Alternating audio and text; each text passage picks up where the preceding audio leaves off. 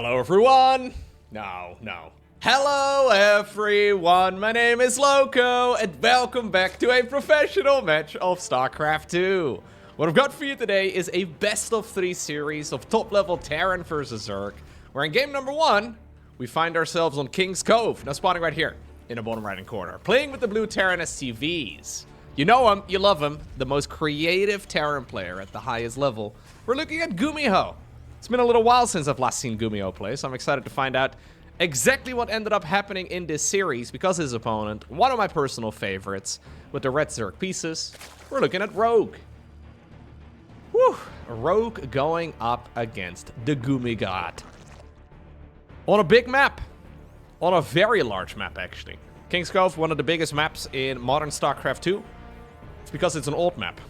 This map was first introduced like 6 years ago or whatever. Maybe more than that, actually. 6 years ago was like 2014, right? So I think it's maybe a little less. Anyway, this map is a relative old one, and a lot of tournaments have actually been starting to just swap it out. So this is from a recent StarCraft 2 event, but a lot of the... So in the current StarCraft 2 map pool, in the quote-unquote official StarCraft 2 map pool, aka the latter 1v1 map pool, there are 3 old maps. So there's Neon Violet Square, there is Abyssal Reef, and then there's King's Cove.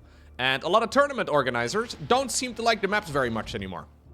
Now, I'm personally not a tournament organizer, but, you know, I like seeing them every once in a while. But the maps, they tend to be very slow. And they've been swapping out different maps that the community has made from, for example, the TLMC, the map contest, and they've been putting in some, a little bit of variety. Now it's been a little bit, though, since I've last seen a King's Cove map. Actually kind of interesting. So after the TLMC, we've had like, I think 16 finalists for that particular event. I think probably 5 or 6 or so of those will probably stick around. But it kind of feels like, in a very strange way, that as a caster, at this point in time, there's like 20, maybe 25 different maps that are regularly played. And it's really fun. I actually much prefer it. I think we should maybe have a larger map pool. I've been playing some Warcraft 3 as of late, and I've noticed on W3 Champions, they have so many maps that are technically in the map pool there. It's kind of amazing. I mean, it's annoying as somebody who's trying to learn the game, but as a fan of StarCraft and competitive gaming, the more maps the merrier, it seems. Well, there's certainly an upper limit. But it does create some more strategic variety, right? There was a little bit of time, like maybe 2 months or so ago, where it was King's Cove, Abyssal Reef, and then Neon Violet Square, and like half of the best of 3s I got to cast. It's not that I really mind it. Nice little snipe there on a drone. But those maps are slow. They're a little sluggish. What are we doing, Gumi? Hold up right now, guys. This is a straight 1-1-1 from GuMiho with an extremely quick starport and a tech lab on it. This is the fastest possible Banshee. The normal timing for Zerg, if they're going to make blind spore crawlers, right? The normal timing is between like 430, maybe 450 or so, depending on the map. There is an Overlord close by. Jimmy has been tasked with sniping any OVs. 3:45 to 4 minutes is the normal time for an Overlord scout. GuMiho clearly not expecting it right over here. Already, though, this is going to give Rogue some info. It's weird to see a factory making its own add-on, especially at this point in the game. And then for that add-on to be a tech lab, doesn't really make a whole lot of sense. So I think Rogue is already starting to realize that something fishy is going on. He will now scout perfectly exactly what's happening. Starts up the spore crawlers about a half minute early. And he should be A-okay. Brilliant play here by Rogue. Something like that is very easy to miss. And it's one of those things that can lose you the game. Right now, the Banshees are going to do very little. But well managed by Rogue. Rogue also is somebody who will send his Overlords in different patterns every game that he plays. So he will probably have a couple of go-to patterns for his Overlord scouts. But GuMiho clearly thought that the Overlord was going to be coming in from this pillar. That's why Jimmy was positioned in the way that he was. Turns out the OV came in from the right side this time around. So that's the first Overlord, queuing it all the way around. And then straight through the Terran's main. Kinda cute. Alright, well maybe Banshee can still... Maybe the Banshee over here can still put in some work. Hold up right now. Another brilliant scout from Rogue. But that explains the tech lab over here. We're doing a benchy rush into Terran mech. Really? This is full battle mech from GuMiho. GuMiho is going to be playing Cyclone Hellion. I haven't seen this in a little while now. It's been a good couple months. Terran mech, not very popular at all. I think the last time I saw this was probably maybe January or so. But apparently the Gumi God once more believes that this is the way to go. The Towel Terran. One of my favorite nicknames in StarCraft 2. Although, the reason why he's called the Towel Terran is not so fun. Apparently he's got a medical condition. That sounds so wrong. He's got a medical condition that... it's called hyperhidrosis, if I'm not mistaken. That makes his hands sweat excessively. So he plays with a little towel over his mouse hand. And when commentators first saw him do that in a tournament, they were like, hey, it's the Towel Terran. It's a cute name, but ultimately, the origin is a medical condition. Which maybe is a little bit cursed, but I don't think it's a problem. Nah, it's okay. A lot of the Terran players, actually, GuMiho, a bit of a trendsetter. A lot of the Terran players in Korea, like players like, for example, Maru as well, have now been playing with a little towel over their mouse hand for a while, even though, as far as I'm aware, they do not have that condition.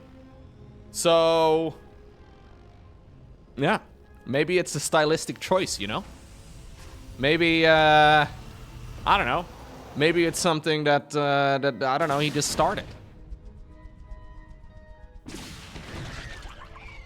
What else can you do to, like, differentiate yourself from the rest? Ooh, Rogue has decided, by the way, that he's gonna go into a Nidus play. Very curious. So I think he wants to go for a push. The problem for him, though, is that this is not an easy map for Niduses. Where do you... Oh, we're going Swarm Host. Okay, Swarm Host Nidus it is. So we're going full Terran mech into full Swarm Host Nidus. Huh. I'm trying to think other ways that you can differentiate yourself as a StarCraft pro gamer. Maybe somebody can do some sort of tape around their mouse to increase their grip. Something along those lines. You know the stuff that, like, tattoo artists use around their, like, you know, tattoo gun? Maybe we need to get some of that grip tape. Somebody needs to start a trend. I feel like it's got potential. There is a barracks nearby. Barracks does not quite have the vision here to see the Nidus worm. GuMiho, though, has realized that something fishy is going on, and he does spot it now. Another Nidus will probably be going down at the bottom of the map. There indeed it goes. And even though he sees it coming in, it's not going to give him a very easy time right now to defend. I love the Roach attack over here, just to try and make this all a little bit more difficult for the Terran, forcing the Terran here now to split up their units. Always dangerous to do when you're playing Battle Mech. Okay, honestly well managed. GuMiho actually doing a good job here managing that very first wave. The first wave is so important. Immediately, we built a little ring of missile turrets around the natural expansion. That will probably shut down a bunch of those locusts before they will land on the ground here. Remember how back in the day people used to have driving gloves because, well, I guess your hands would get cold or something without heating? And maybe somebody can get driving gloves for playing StarCraft. I mean, super lame, very cringe. But to counter the Towel Terran, maybe that's what you need. The driver glove Zerg.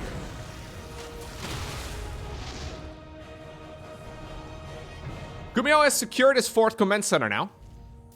The 5th base, obviously, is another easy one to take here on King's Cove.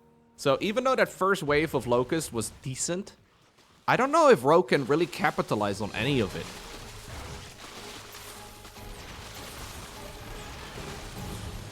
Yeah. Okay. Oh. Oh, jeez. He just executed one of his own units. We're going Fusion Core right now into additional starports? Oh. Dude. Are we gonna research +1 air? This might be a Battlecruiser transition. Are we already going Battlecruisers? No, we're going +3. I mean, we could still go Battlecruiser if we want to. I wouldn't mind seeing it at all.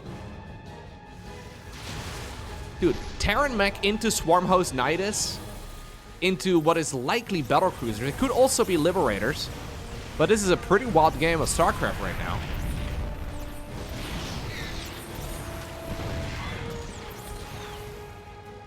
Okay. Liberator going in. Spire coming up, by the way, for Rogue. He hasn't seen it, but he knows that something fishy's going on. Tech Lab indeed being added into the mix onto these newly made starports. So GuMiho is indeed preparing for a BC transition. However, he's not going to be able to do it until after he loses a bunch of his supply. I think the plan is probably to suddenly whip out a bunch of Battlecruisers, but obviously Battlecruisers are very heavy in supply, so you can't just make them right now. It's not really a great idea. You want to like build a whole lot of them in one go and then surprise your opponent with it. So this is an extremely supply-heavy army for Rogue. Like, this is basically his entire army. It's not really that much at all. He needs to trade out constantly if he wants to get value out of this. So Banelings are hunting down whatever they can hit. Siege tanks in the front get sniped pretty easily. Is there enough to kill this planetary? I'm not so convinced. Rogue also indecisive. Forced to return. Banshee from the early game still around and putting in some work. Ah, they thought you were countered, huh? Not bad. One Battlecruiser, by the way, did start up. Additional Swarm Hosts on the production tab here as well for Rogue, who needs to get continuous value here out of those units. Okay, where do we go from here? I honestly like this position for GuMiho way better. He's not quite comfortable yet, but he's like settling in right now, you know? This is like one of those nice old armchairs. It's like rocking back and forth, and GuMiho is settling in right now. He's got himself some tea. He's got a book. The jazz is playing in the background. That's what's happening here. That's what you have when Terrans are starting to add on, well, a plethora. That's a good word. A plethora of command centers, 3 additional starports. We're going into the double mech upgrades. We're doing everything. We're just hanging out. Honestly, 300 APM is too much for playing this style, man. We can get away with like 150. We can put our feet up a little bit. Let's see. Rogue, by the way, going double Spire. So he's thinking about going into, well, a full counter when he needs it. So what's awkward here for Zerg is that the Swarm Hosts are very heavy in supply. And yeah, he can't really continuously fight with them for obvious reasons. So he kills the planetary here at the bottom of the map. But the longer that this goes on, those command centers are going to be just very replaceable. Banelings right now, though, trying to slip through the cracks. Lovely splitty here by GuMiho as he absolutely destroys the Banelings. Sometimes it's easy to forget how good Banelings truly are when you see how good Terrans are at splitting them. These are some very slow Terran units, but he already preemptively put them in the right spot. A couple of landed Vikings here in the meantime, trying to put in a bit of work. Did he cancel? Wait, what? Oh, the Battlecruiser actually died. I didn't even see the Battlecruiser. Maybe it was on the screen, I don't remember. Anyway, he's making new ones right now. What do you do here exactly as Rogue, right? So do you make a blind group of Corruptors? Because there is a chance that you're going to sit with an army that is going to be Corruptor Swarm Host. And like that is one of those super weird unit compositions that's technically good in the right circumstance, but if the opponent isn't presenting that circumstance, you now have an army that does absolutely nothing. Both Swarm Hosts and then also Corruptors are very specialized units. The Zergling run by over here, though, is great. Locust Wave over here at the front, also phenomenal. Supply count plummeting really quick here for the Gumi God. Trying his very best. Well, he's going to be able to get his economy back, I suppose, with that many mules. But this was a really nice engagement for Rogue. Rogue decides to go for additional drones of his own. Looks like the Vikings did not quite finish the job on that, well, base that they were attacking, but at least they've softened it up. Banshee from the early game, dude. 21 confirmed kills. This one was produced at like 3.5 minutes. Unless he made more. I don't think so. Maybe he made a third one at some point. Maybe this is the third one. Anyway, The handful of Banshees that we've had, very useful. The Swarm hosts constantly putting in some work. And what was looking like a game where GuMiho was going to be able to put his feet up is now looking like a bit of a Terran disaster. Yeah, we have Battlecruisers. Yeah, we're going to get the Yamato gun and we're getting all the fancy stuff going, but I don't really know if this is the way to do it. Rogue is still improving his unit composition. I'm actually very impressed with how... like, Rogue is making his army look really large, right? Like, he's making his army look massive with the way that he's maneuvering around the map. But he really doesn't have that much stuff. He's got 1 Roach, 11 Banelings, 3 Ravagers, and then 17 Swarm hosts. Like, this is kind of a weird army. But he's attacking so frequently and replenishing them so quickly that it looks like there's way more than you actually think there is. Corruptors are now coming. Another command center gets targeted down. Is there enough? No, not this time around. Planetary itself, 31 confirmed kills. Now the Battlecruiser starting to sail through all of this. Keep in mind that they have tactical jumps and they may just need to use it. Take it slow. I mean, they're taking that advice a little too literal. I was gonna say, we need to go home. Okay. So what's really cheeky about this from GuMiho is that he's got 6 starports and he's got 1 million, well, Battlecruiser ready production structures, right? But he's not really making that many BCs. So in a way, he's kind of hoping that Rogue is going to overcommit to making Corruptors, because Corruptors obviously get melted by Cyclones. So there's a weird rock, paper, scissors going on while we're playing this match. And I'm not really... It's difficult to predict. I mean, even though GuMiho is in a bit of a dicey spot, he still has those command centers, and the Zerg army is still quite weak. I mean, I know Terran's on the run the entire time, but this Terran army can definitely beat the Zerg in a straight-up engagement. Rogue going back down to Roaches, by the way, which is also kind of wild.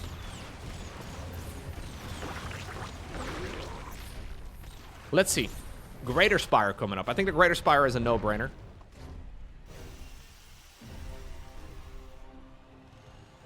+3 air coming up. Or, sorry, +3 ground attacks for Mech coming up. I would love to see the +3 air as well.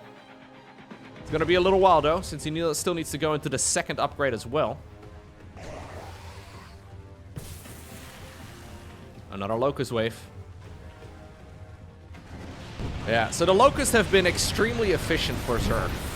He's lost only about 5,000 minerals more than the opponent. Generally, that's quite a lot.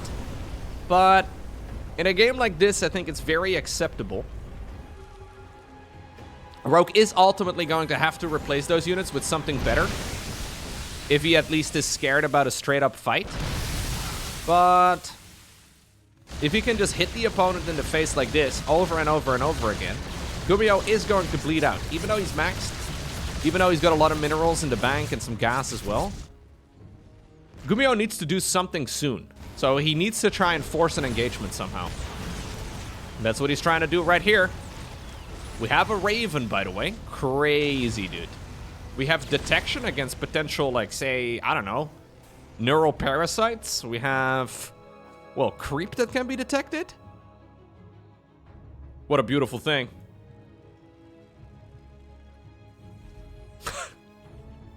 GuMiho is spending all his money on infrastructure. Yeah. One of the luxuries that Zerg doesn't have to worry about, but GuMiho is afraid of a parade push from the Zerg, where, like, you lose the army once, and then Zerg instantly remaxes. And you're just kind of sitting there awkwardly with all your money, but no units, because every single one of these Terran units takes a long time to produce. So GuMiho adding on additional production structures feels a little weird. Generally, you don't need that many, but 8 is okay, I guess. 8 factories is all right. Still a very difficult game to call, though. This is by no means over. There's still a lot of mineable bases on this map, too. There's a bunch that have been entirely untouched. I mean, this one was mined for a little tiny bit, but...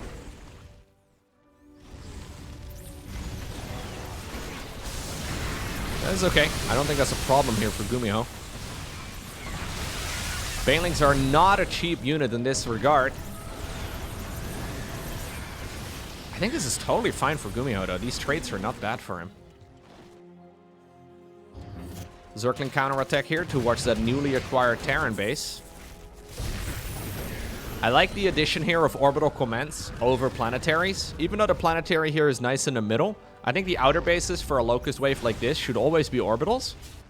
It's the exact opposite of what it should normally be, but planetaries can't fly and orbitals can. So pulling the SCVs, lifting the orbital, and then, yeah, sending them back out when the Locust wave is gone. I think that's the way to do it. Alright, Greater Spire is here, so Brute Lords are an opportunity here. We also have Burrow coming up. We have a little bit of everything. Yeah, and Rogue is starting to lose value out of his units. Like, he's still okay here, don't get me wrong. But a few minutes ago, GuMiho seemed to be stuck at 130 supply. Right now, he's got a bank. And these fights are still difficult to really get, well, true value out of. GuMiho has got a lot more than he did a few minutes ago, right? Like, in the past, he was pretty much dead in the water. The trades, though, have still been effective for Rogue. He was 5,000 minerals in units lost behind a few minutes back, and, well, he's still about there now, right now as well. Doesn't have a lot of mining of his own, though. Brute Lords coming up. Okay, so that's the idea. We're trying to make a big switch to Brute Lords and hope for the best. No swarm hosts, or no infestors, rather. A lot of that supply is still caught up in the swarm host.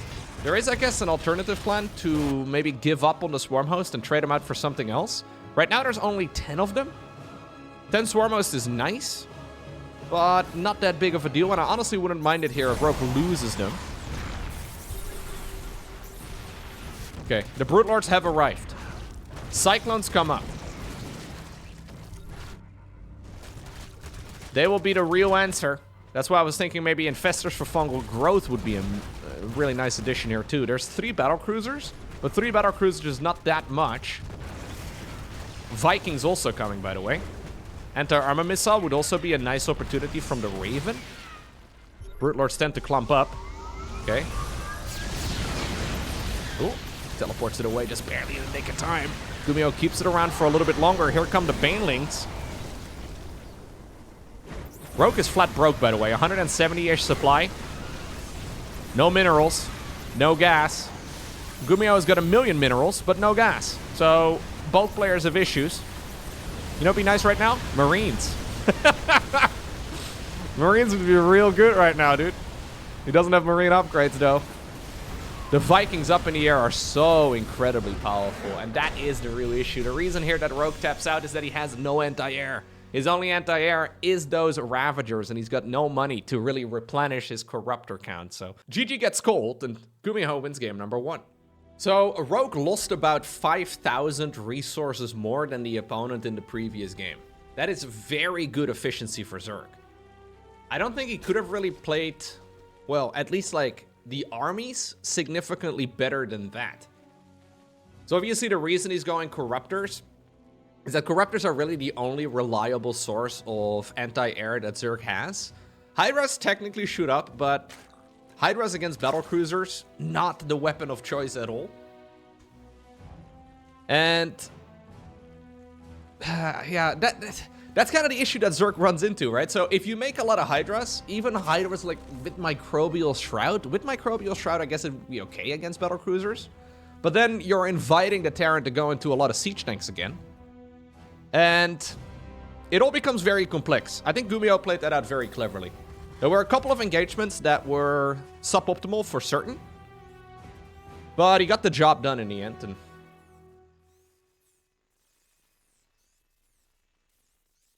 honestly, if I could do one change to the balance of StarCraft 2, I would like to see some sort of alternative for anti-air for Zerg. Because it really feels like Corruptors are the only real good choice. And I don't really think you have a whole lot of other options. I mean, technically Hydras, technically Queens, technically Mutas, technically Parasitic Bomb, I guess. But all of it is just, yeah.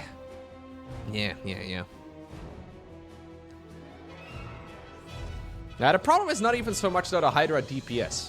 Like, Hydra damage is really high, so it's not so easy to say as like, okay, just increase the Hydra damage to air. Because I don't think anybody considers Hydras to be too strong against air. That's a little bit silly. But Hydras kind of struggle in their survivability.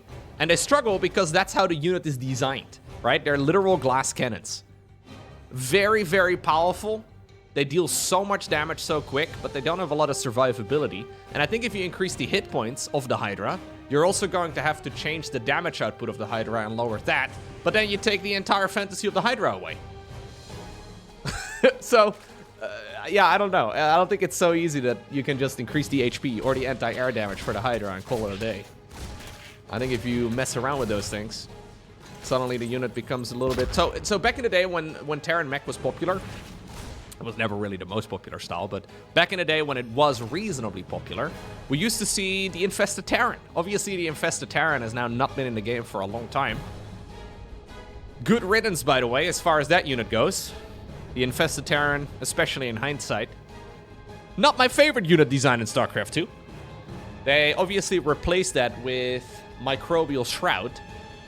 And maybe Microbial Shroud, I mean, it did get buffed in the most recent patch. Microbial Shroud is now significantly better than it ever was. But Microbial Shroud only really works on Hydras, and Hydras aren't very good against air.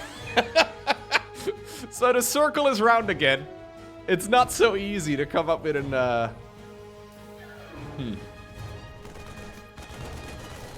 Now, the thing is, Blizzard is never going to add additional units into the game. And I don't think they're really going to ever do any significant overhauls unless they have like a dedicated development team again. So sadly for us, I mean, Scourge would be an awesome unit to add into the mix. I would love to see Scourge.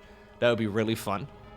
But I don't think we're ever going to see something like that. So I think most of the patches that we'll see moving forward and the patches that we have had for the last couple of years are mostly just like small adjustments to the balance values. And some of them have very significant balance implications, don't get me wrong. But I think basically the way that Blizzard balances the game right now is the community comes together. They create, like the Community Balance Council, they create like a patch that they mostly agree with.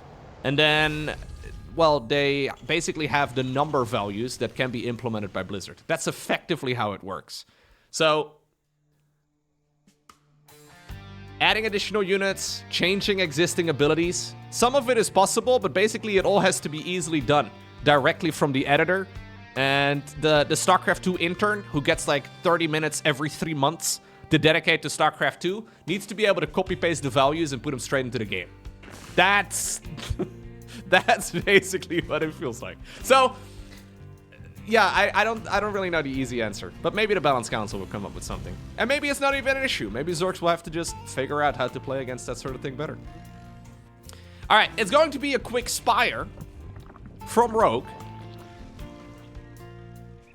Trying his very best to maybe catch the opponent off guard a bit. GuMiho, by the way, not playing Terran Mech this time around. We are on Abyssal Reef, of course. This is a quick triple CC build. We're gonna go and add on the additional barracks right now. Spire is about, well, maybe 60% of the way done. GuMiho doesn't know about it. And this is one of the problems you run into on this map. There's so many little hidey spots that Zergs can use. Can't really scan for it. You don't really know. You effectively have to be safe against Muta switches before you even know that there are Mutas out, which is always a little bit finicky.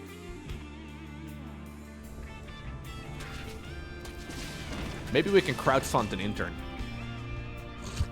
Maybe the Community Balance Council can have their own intern. We need an intern for the... maybe as a community, we just employ a StarCraft developer. Dude, it's so pathetic. What's so crazy to me is that Microsoft is literally, or Blizzard is literally owned by Microsoft. Like, this is a multi-trillion-dollar company. Like, put one guy, please. Like, one dude. We don't need a lot. But, like, one player. Okay, he scouts this... he scouts the Spire right now with the Banshees. And that's big. This is going to give him about a maybe 20-second heads up that the Mutas are heading across, and that allows those Marines to get in position. Missile turret now coming up. Okay. And that was the perfect defense there by the Gumi God. There's actually a lot of very intelligent StarCraft people that... A lot of StarCraft people that I know are either like engineers or some sort of IT professionals, right? Like that's what a lot of people do in their day-to-day life.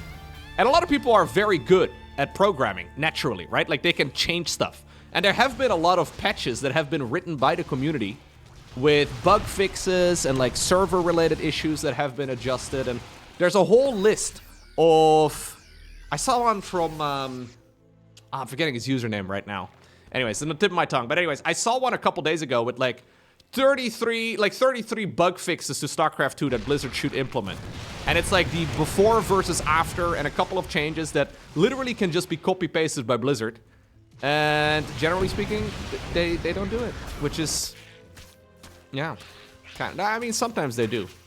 But you don't even need an intern, is what I'm saying, you know? Like, there's people out there that do like $1 million worth of free work every year. And, yeah, they don't care. Maybe at some point, we'll see a switch in mindset. Now, what about this Baneling push here from Rogue? Okay. Pretty good crisis management, I guess, from GuMiho, losing only 3 SCVs so far. A little awkward. Apparently, we wanted more, so the 2 Banelings are going to just go back around again. Siege Tank, in the meantime, goes in. Banelings, by the way, did get sniped here by reinforcing Marines. And this is now going from bad to worse here for Rogue. This push is going to be very difficult to clean up. Siege Tank sieging up. He needs to try and get rid of this Terran army on his front door, at his front door right here, right now. And he does achieve that, but at what cost? The Lings and the Banes are gone. It's now only Marines that are remaining. Queens, Zerglings, and Mutas fighting straight up against those Marines on the ground. GG gets cold. It is GuMiho who obtains the victory 2-0.